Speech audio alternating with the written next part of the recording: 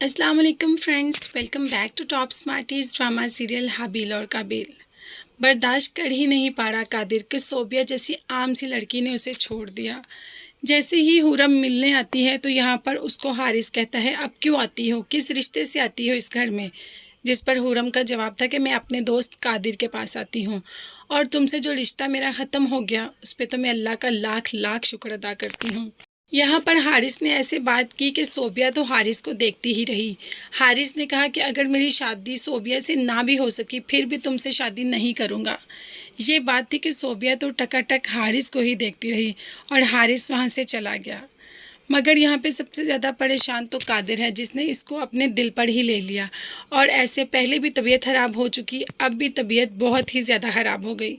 रो रहा था, हुरम से बात कर रहा था कि बहुत ही तबीयत ख़राब हुई। जैसे ही डॉक्टर पर लेके गए तो डॉक्टर ने आकर ये बताया बाप को कि आपके बेटे की तबीयत बिल्कुल भी ठीक नहीं, उसने बहुत ज़्यादा मेंटली स्ट्रेस लिया है और वो बस आप दुआ करें कि वो बच जाए। इस वक्त उसकी हालत बहुत ज़्यादा सीरियस है। और वाकई कादर ने बहुत ज़्यादा स्ट्रेस लिया।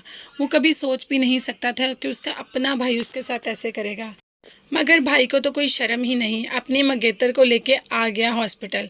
बाप को तो देखते ही गुस्सा आ गया और बहुत ज़्यादा खड़ी खड़ी सुना दी यहाँ पर हारिस को और कहा कि बस तुम दुआ करो, तुम बहुत दुआ करो कि मेरे बेटे को कुछ ना हो।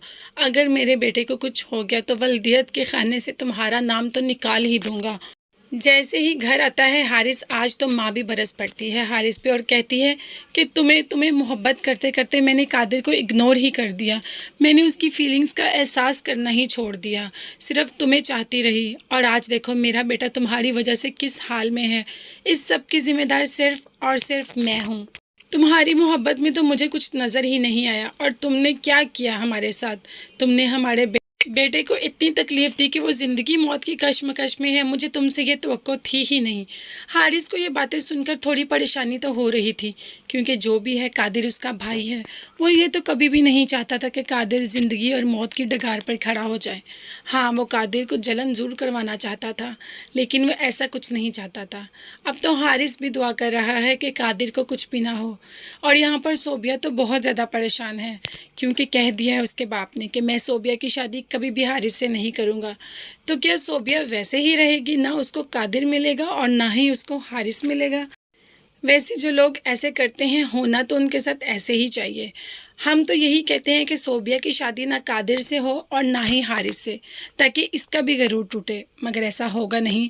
सोबिया की शादी होगी तो हारिस से, मगर शादी के बाद इनकी बन नहीं पाएगी और सोबिया वापस कादिर के पास ही आएगी।